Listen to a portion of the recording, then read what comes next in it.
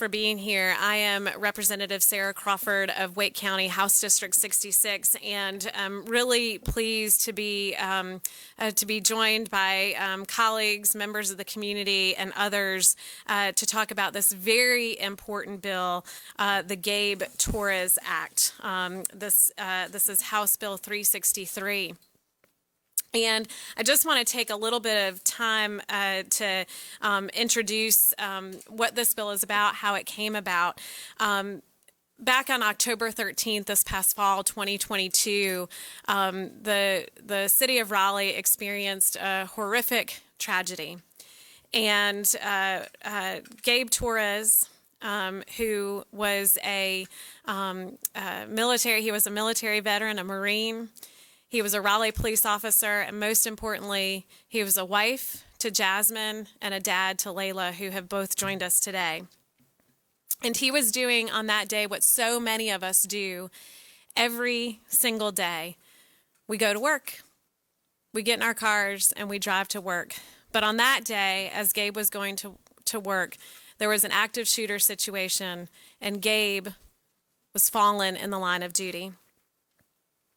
And in North Carolina, we do recognize officers and other emergency personnel who are fallen in the line of duty when they are en route to, engaged in a call from the department, or if they are en route or returning from training, but not if they are en route or returning from work. And so therefore, the state of North Carolina does not recognize Officer Torres as having fallen in the line of duty, and his family is not eligible for in-line of duty death benefits.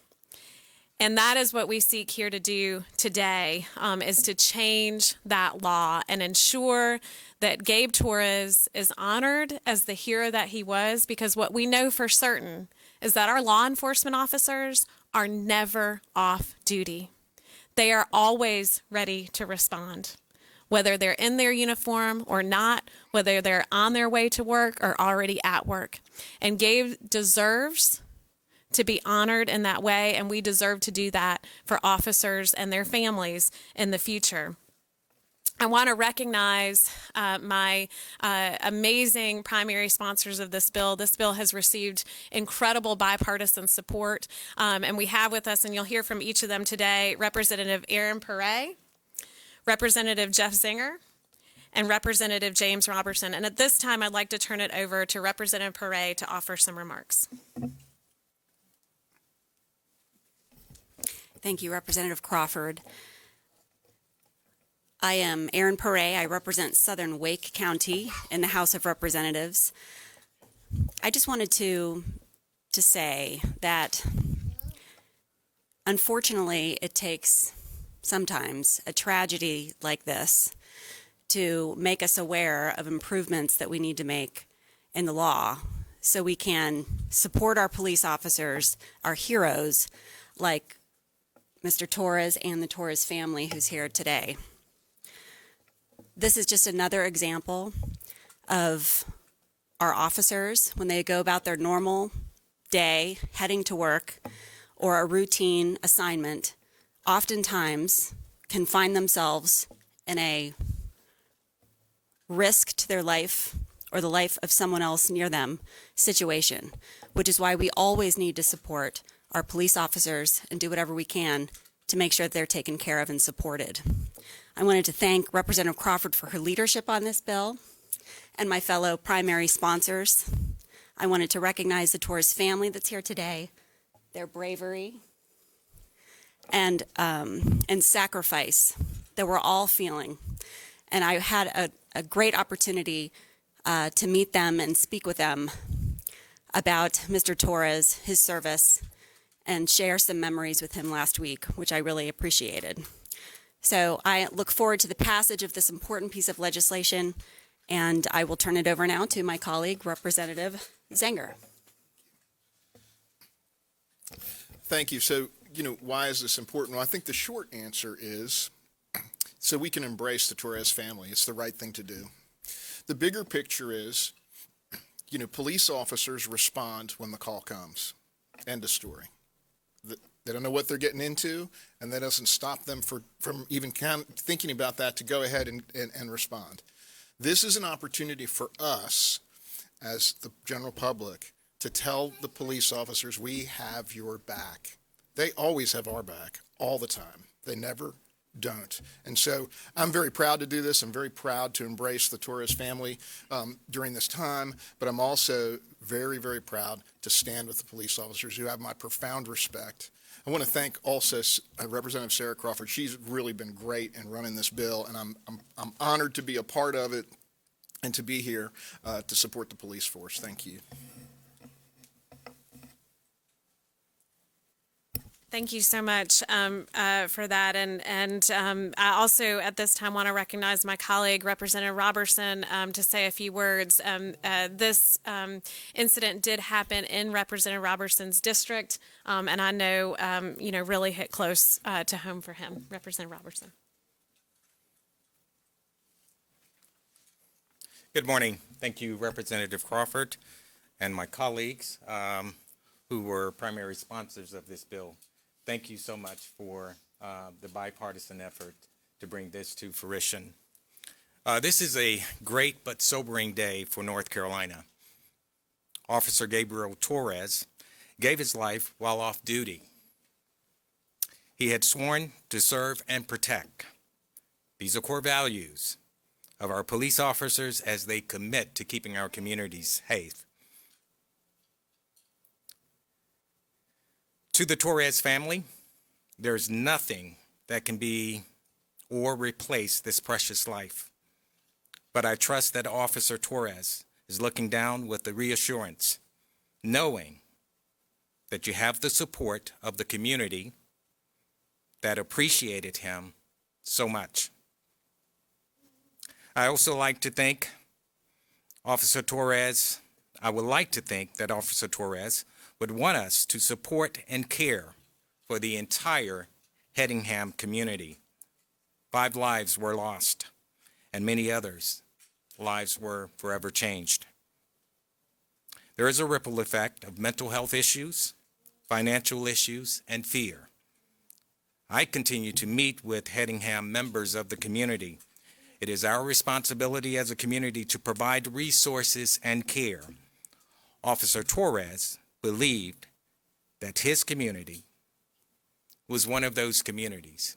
This is why he sacrificed his life. And I'm sure he would want us to continue to find resources and opportunities for those that have been impacted by this horrible, horrible, tragic incident. I'm proud to be a part of this wonderful legislation, and I would like to once again thank my colleagues for coming together in a bipartisan fashion to bring this bill to fruition. Thank you.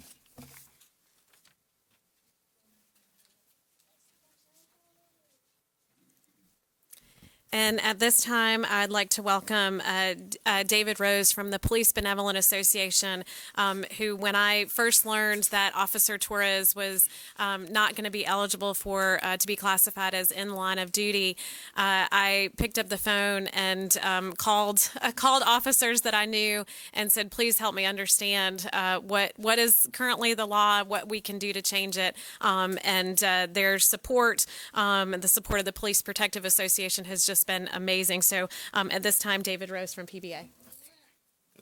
Good morning. Thank you. As she said, I'm David Rose. I'm the president of the North Carolina division of the PBA. It's about 16,000 sworn law enforcement officers. I want to first say thank you, Jasmine.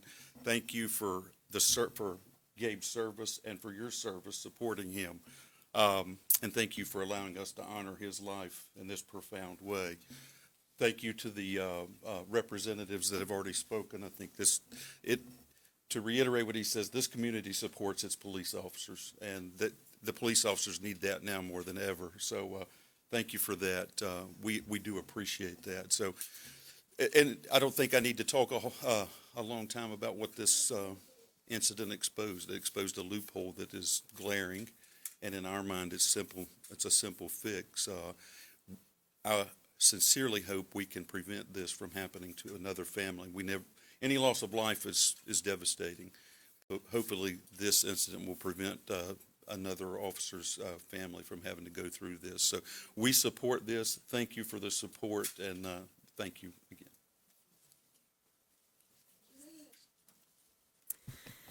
And at this time, I'd like to welcome Matthew Cooper from the Police Protective Association up to the podium to offer a few remarks and thank them for their support of this bill as well. Good morning. I would just like to thank again the sponsors of this legislation. I think it's important in recent years. Law enforcement has been struggling, and even though we are grateful and appreciative of all the support we've been receiving from the community, something more needs to happen, and this is a good example of that, where legislatures are taking action to protect the law enforcement officers that protect us. So that is why I think it's important to support this legislation and to look for other legislation that can protect the police officers who protect us. Thank you.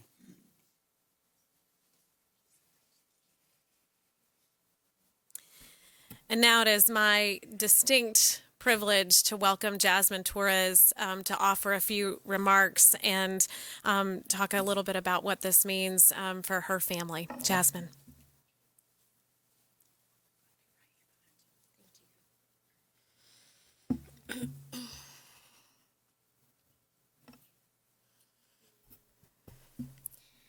Change is inevitable.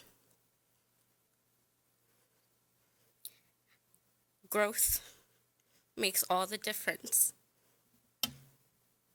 Change to our lives happened in an instant. That's all it takes, an instant. What would normally be a routine day turned into a real-life nightmare. We went from a family of 3 to an army of 2. Involuntary change forced me to grow. It led me to stand tall and fight, even in my weakest moments. It led me to believe that even in the biggest of tragedies, there is a glimmer of hope. I have solidified my religious faith. I have grown more confident in my decision making. I have found family in new faces. My parenting skills are honed daily. All this to say, I am surviving.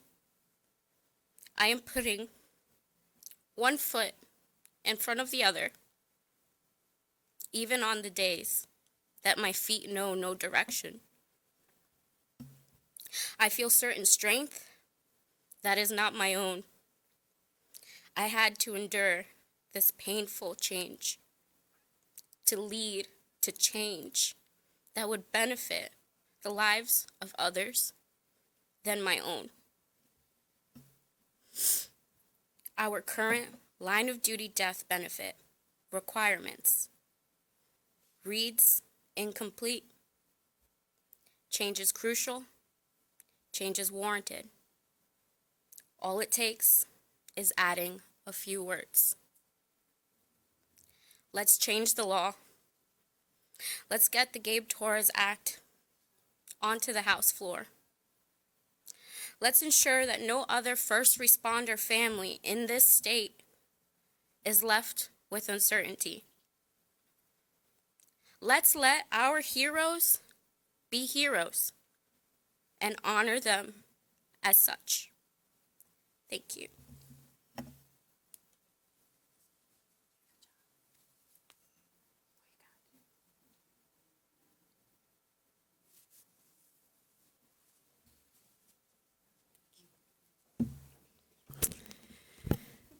So again, I want to thank all of the support that we've had for this legislation. I think as soon as we started to realize the big loophole that is in existing law, everybody has stepped up to support this this bill. It is moving through committee. Its next stop is pensions and retirement before it goes to the House floor. And we just on behalf of all of us at the General Assembly, and I hope I can speak for my colleagues as well, Jasmine, it is an absolute honor to carry Gabe's name forward. And I thank you for letting us do that and making this a part of his legacy. So thank you. And at this time, we will open it up for questions. Yeah. It's okay.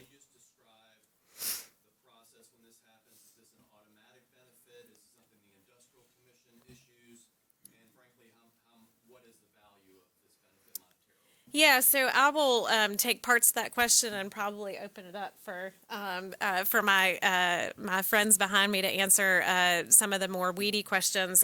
But this is the in-line of duty death benefit is given by the Industrial Commission, and so there is a process by which there's a review in these particular cases that don't follow clear cut to the law.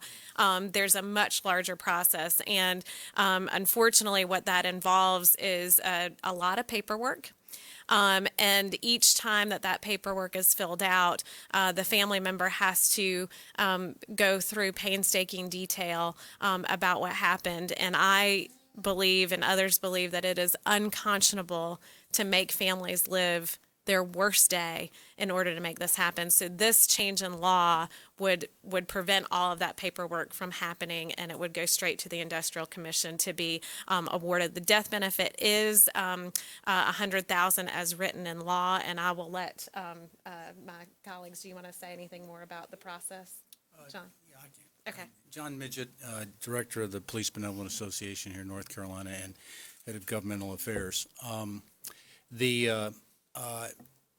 When a tragedy like this happens, a lot of well-meaning elected officials and staff of cities and counties, if they don't have it exactly in the law, they don't know what to do with it, and that unintendedly gets families suffering more than they could possibly imagine. So this was just missed. It's been talked about before, but unfortunately, due to a tragedy, it has now been center stage, as often is the case. So this will, as Representative Crawford said, this is going to streamline things so that that a benefit to a fallen officer should be something that is seamless and a no-brainer, if you will.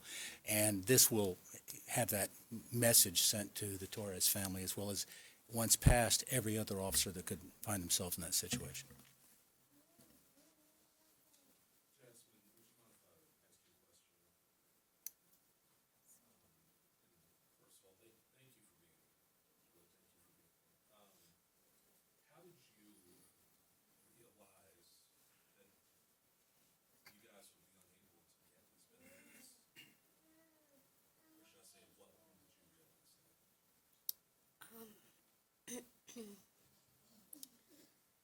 Well,